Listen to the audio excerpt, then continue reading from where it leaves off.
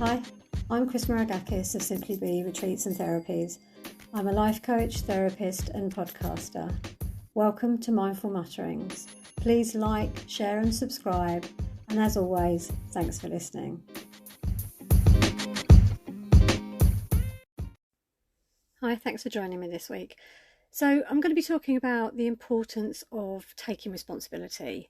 And this is a tough one for a lot of people to hear, but it's actually the most liberating and powerful concept. So brace yourself. You are totally responsible for the life that you are living right now. And I'm just going to let that sink in for a moment. Because I am sure lots of you are going, oh, I haven't created my life. This is this person's fault, or this isn't working out for me and that's because of someone else, or this happened to my life. How can you say that's my responsibility? I'm not saying what's happened to you in the past is necessarily your responsibility. I'm saying that what you're living now, how you choose to respond to them now, or how you allow them to affect your life right now is completely and totally your responsibility.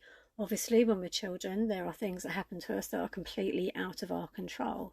But once we become adults, we can, or even become more aware young adults, we can start to challenge and question the way that we're behaving or what has happened to us, and we can find ways to work around that so that our past does not affect our future. So the thing is, we're all conditioned to believe that our happiness is external. You know what I mean? I'll be happy when I have this job or this house or this partner, or when I have a baby or whatever it is. And the list will be endless. Because while these things may make us happy for a short while, or actually make us happy in our life, but because we don't feel fulfilled in ourselves, then it won't last. It will soon be looking for the next goal, and what else do I need to make myself happy? Because we'll always have this sense that there's something missing, that it's not enough. And that's going to be never ending. We're never going to run out of ways to feel empty, and we haven't grasped the truth.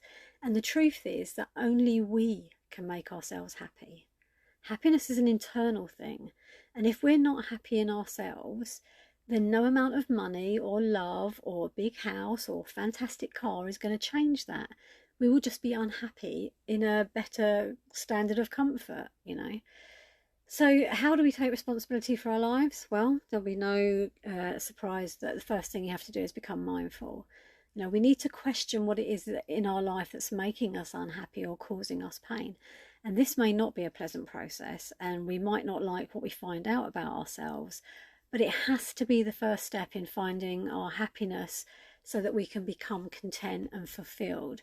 Because we have to like who we are, we have to love who we are, we have to be comfortable with who we are, and we have to know that it's down to us to make ourselves happy. We can't put that responsibility on anybody else. We have to do what is best for us. We have to understand that our thoughts and our beliefs and our feelings can be challenged. We don't have to believe them. We don't have to go on with these things that we've believed up till now just because we have the power to change them. We are creatures of free will, and that means that we can change the neural pathways of our brain. And this is what I was referring to when I said that actually this is the most empowering concept. So first thing, we have to be mindful. The second thing is we have to be completely honest with ourselves and others. Now, obviously, we need to do this with kindness and compassion, but we need to be honest about our strengths and weaknesses. We need to be honest about, when we're looking at the people that we're interacting with, are we putting unrealistic expectations on them? Are we expecting them to behave in a way that would suit us but is not necessarily best for them? Are we reading more into what they're capable of giving us than they actually are? Because all of these are causing us suffering, and we need to be honest in our appraisal of people. And even when we discover that there's parts of people that maybe we don't like so much, or we don't feel serve our best purpose, as long as there's enough of the person there that we feel in tune with, then we just find ways to not allow any negative aspects to impact negatively on us. Also, we need to be honest about our relationships. How do we operate in relationships? Do we try and manipulate energy? Do we try and manipulate people? How are we when we're at work? Is it the same kind of thing? Are we reasonable with our power? Are we kind and compassionate to everybody? Do we work hard? Do we honestly do the best that we can do every day at work? Are we trying to make the lives of our colleagues better? We have to be really honest, because if not, the only person we're lying to ultimately is ourselves, and that will cause us further suffering further down in life. And also, we need to be honest about what our mindset is and how we live our life. It's very easy to talk the talk, but are we actually doing it? Are we being aware? Are we being present moment? Are we trying to live in the best way? Or are we just saying we are and then carrying on as we normally did, or we have done before? So then we need to understand that also, while we're doing all this, we are not responsible for anybody else's happiness. That's their job, that's their business. And we don't have to do everything that people ask of us, and we don't have to be everything to these people either. So what's really useful is to have a stockpile of genuine and kind responses to excuse yourself from situations where you might feel pressured normally. And if you're constantly worrying about what someone else is doing or how they're behaving, then you need to ask yourself why, because that's their business and you should be living in your business. And if you're not sure what I'm talking about with that, then if you check out episode 25, that goes into that in much more depth. But the fact of the matter is, once we are honest with who we are, once we are honest about our strengths and our weaknesses, then obviously we can live our life to our strengths while we're supporting our weaknesses. When we're honest about our relationships, we can make them better. Once we are honest about anything that is not adding to our life, we can do something about it, and that gives us absolute power. And that is what we need. We need to be empowered and moving forward and being proactive. So then, being authentic. We have to be true to ourselves. Firstly, we need to work out who we are, because like everybody else, we're changing. We all have experiences all the time, and nothing stays the same. Nothing is meant to stay the same. Everything is meant to change and become different. And that includes us, and that includes our relationships and the way we interact with people. And quite often we will hold a picture in our mind of who someone is, and we don't let them deviate from that. And so we're not being fair to them. We're not allowing them to grow and create space for themselves. And we're not taking responsibility for our part in holding them back. And for ourselves, we need to be responsible for discovering who we really are and what we really need, and how we can get that without causing other people suffering. And the thing that will happen, you'll notice, is when you are okay about yourself and you're happy with who you are, then you don't have to pretend anymore. You can be yourself in every situation that you're in, which means you don't have to worry about what you're saying, and you don't have to worry about how you look, and you're not trying to be something to everyone.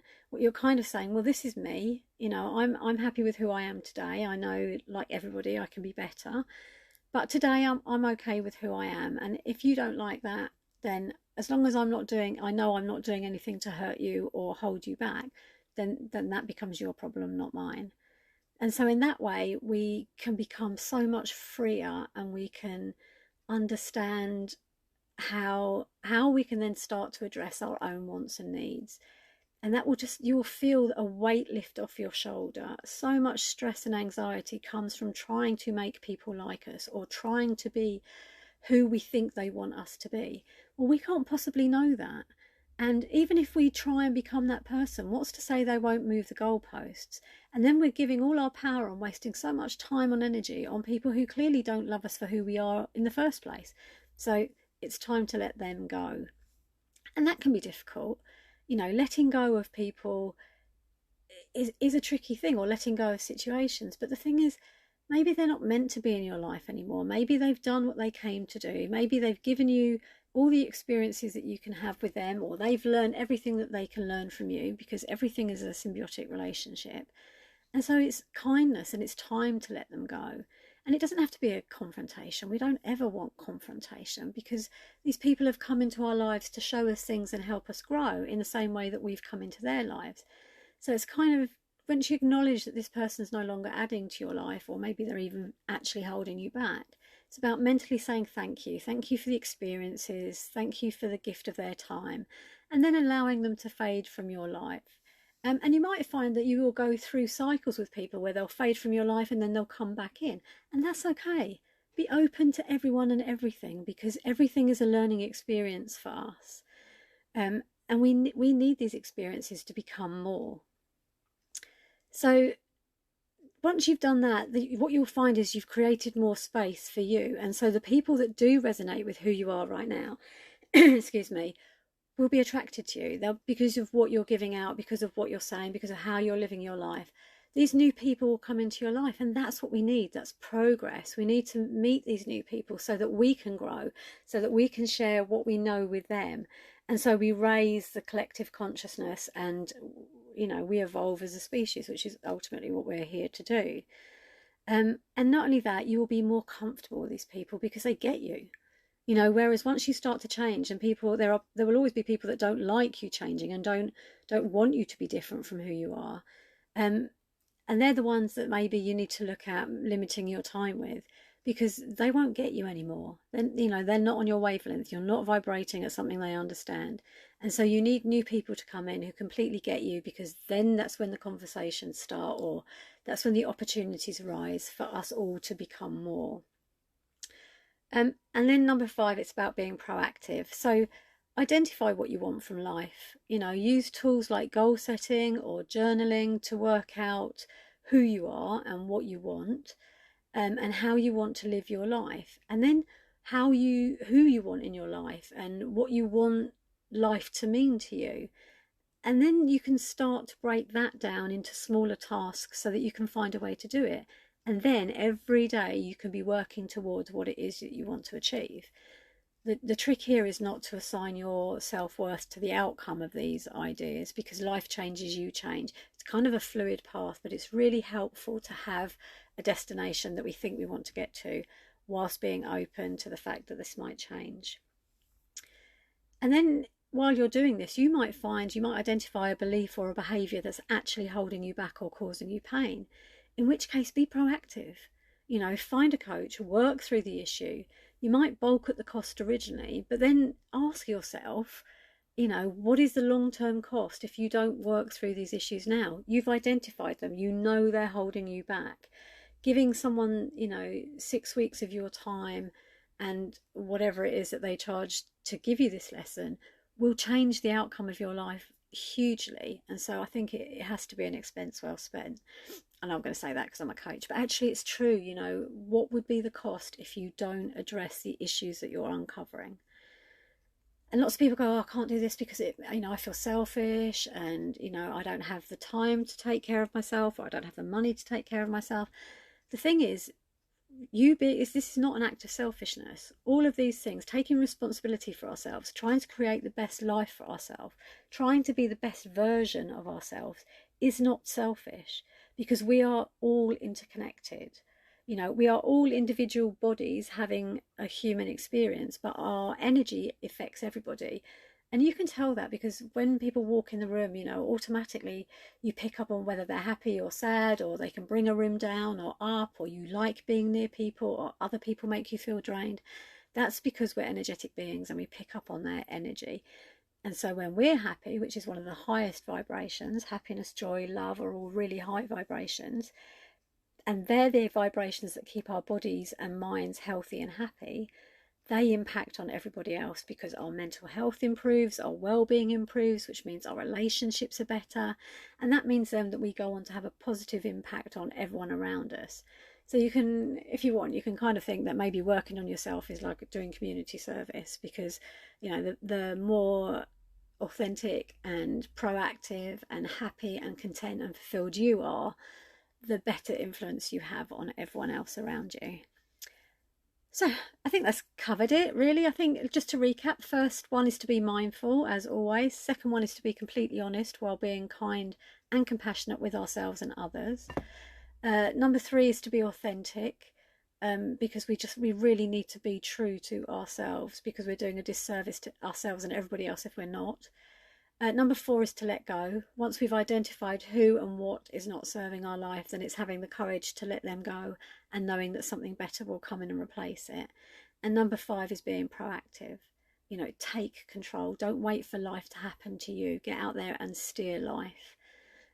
So I hope this has been enlightening for you. As always, if you've got any questions or suggestions, or if you want to be proactive and start your coaching journey, then please get in touch through the usual methods. It's simplybe.org.uk for the website, 07974 618 499 if you want to have a chat, or WhatsApp me, or whichever is your chosen medium, or cm@simplybe.org.uk if you want to drop me an email.